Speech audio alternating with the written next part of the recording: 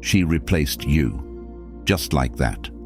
Like you were a subscription she could cancel and immediately upgrade. Like everything you brought, the consistency, the genuine investment, the specific and unrepeatable combination of who you actually were, was just another option on a list. And the worst part, she did it easily, without apparent hesitation, without the kind of pause that genuine loss is supposed to produce. She replaced you easily. And then, quietly, while she was busy discovering what that actually cost her, you became irreplaceable. Like and subscribe to Stoic Blessing. We show up every week for the man doing the hard work. Let's get into it.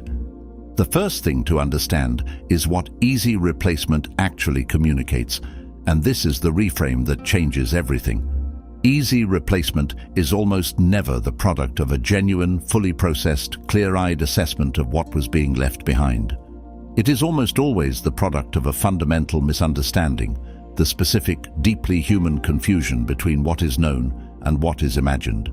She was not replacing you with someone who had demonstrated more value. She was replacing the full, complex, genuinely known reality of you with the early stage, novelty-amplified, pattern-concealed projection of someone new. That is not an upgrade.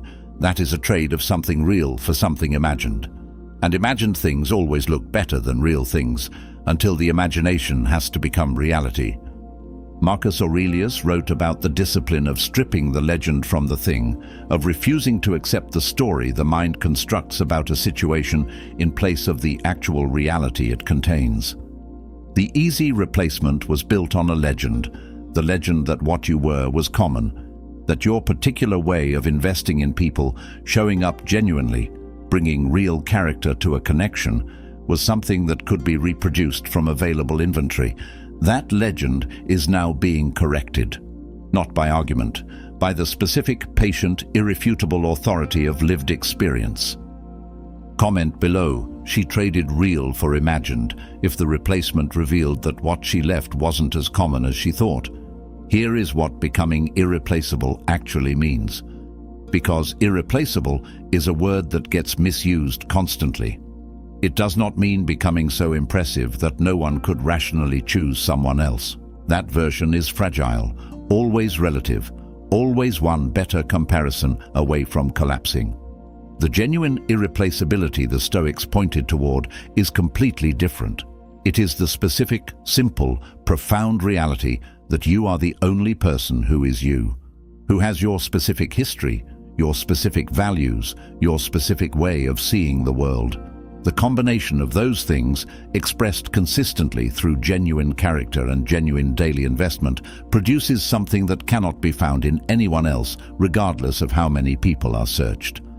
Epictetus taught about the difference between the man who is valued for what he performs and the man who is valued for who he genuinely is. The first kind of value is always conditional. The second kind is different in nature. It is the value of a specific, real, fully inhabited person who cannot be duplicated because their specific combination of character, history, and genuine investment is singular. That singularity, not performed, not optimized, simply lived into through the daily, honest, unsexy practice of becoming more fully yourself, is what makes you genuinely irreplaceable.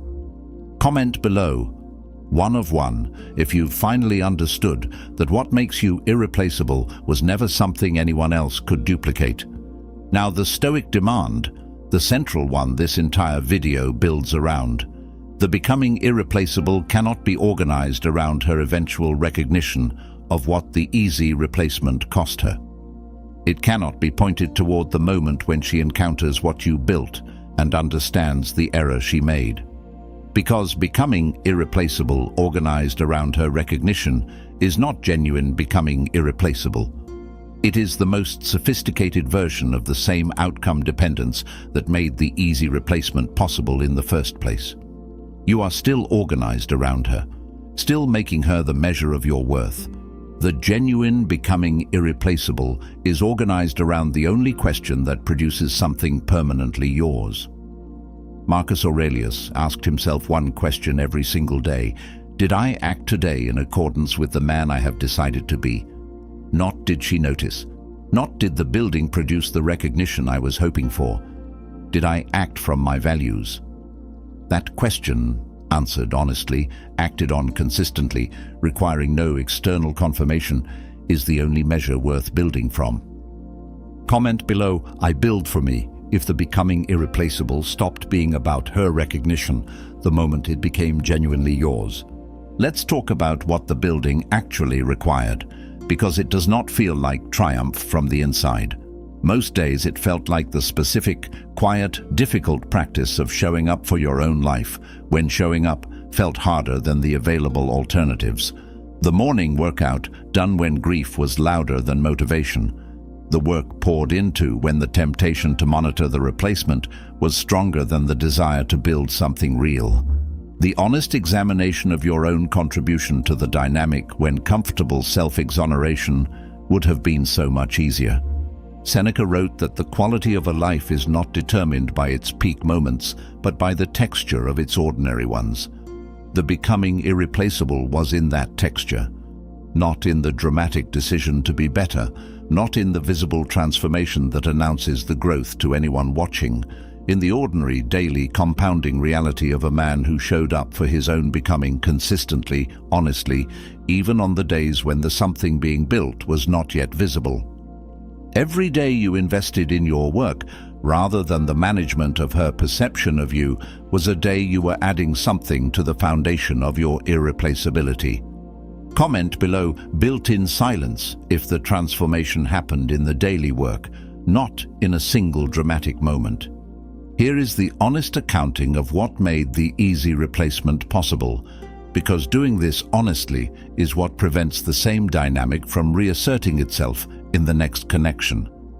The easy replacement was possible because something in the dynamic had made your presence feel like background rather than gift.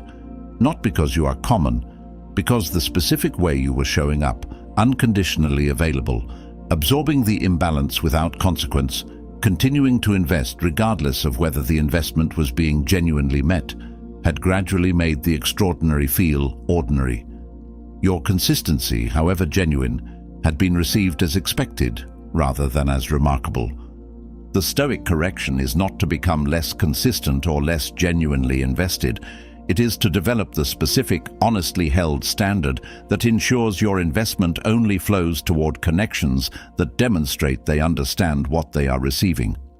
That standard, genuinely held and consistently honored, is the specific quality that makes the easy replacement structurally impossible to repeat. Not because you withheld yourself, because you chose more carefully where your full self was offered. Comment below, standards protect the real thing. If you finally understood that protecting your investment is what makes it worth having. Let's address what she encountered when the easy replacement revealed itself to not be as easy as it appeared. What she encountered was the contrast effect. Once you have experienced something genuine, real consistency, real investment, the specific and unrepeatable quality of a person who was truly present, everything that falls short of that genuineness is immediately and viscerally recognizable as falling short.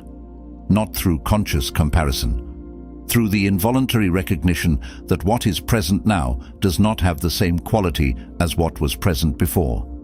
The warmth that was real versus the warmth being maintained because the relationship is still new. The consistency that came from character versus the consistency that is being performed. The specific quality of being genuinely known versus the pleasure of being seen only in your best light. This recognition does not arrive as a choice. It arrives as a fact, delivered by the accumulated evidence of your absence in a life that was quietly, invisibly, comprehensively better with you in it. Not because you engineered it, because reality is doing what reality always does when the story it was sold fails to hold up. It replaces the story with the truth. Comment below, reality always corrects, if the contrast effect did the work that words never could. Here is what the irreplaceable man carries into every subsequent connection. He carries the specific, embodied, daily verified knowledge of his own singularity, not as an affirmation he tells himself, but as a truth he has lived into through the specific and demanding experience of being treated as replaceable and choosing, in the period that followed, to build something that proved the treatment wrong. He carries the honest accounting of what made the easy replacement possible, the knowledge of his own contribution to the dynamic that made his presence feel like background rather than gift. He carries the more discerning standard for where his investment goes, the clarity about what genuine reciprocity looks like and what he will not accept in place of it. Marcus Aurelius wrote that the purpose of every difficult experience is what it produces in the man who engages with it honestly. The easy replacement produced, through the specific, daily, honest work of the becoming irreplaceable period, a man who is more genuinely himself, more discerning about where his genuine self is offered, and more grounded in the specific, daily verified knowledge of his own worth that no easy replacement can permanently diminish. Comment below, "I know my worth now," if this period gave you something that no replacement can touch. The final thing, she replaced you easily. And the easy replacement produced something she did not calculate for, not your collapse, your becoming irreplaceable. The specific, daily, genuinely lived, unglamorous process of a man who took the most targeted form of being treated as common, being easily replaced, and chose, in the period that followed, to invest in the only thing that was always within his control to build: himself, his character, his daily relationship with the man he had decided to become. That man, built in the ordinary days, verified through the honest examination of his own patterns, strengthened through the specific and irreplaceable experience of choosing himself when it was the harder option, is not the man the easy replacement was made about.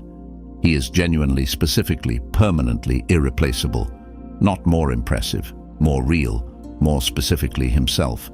And the irreplaceable thing is always, eventually recognized for exactly what it is. Like and subscribe to Stoic Blessing. Stay grounded, stay whole, stay unbreakable.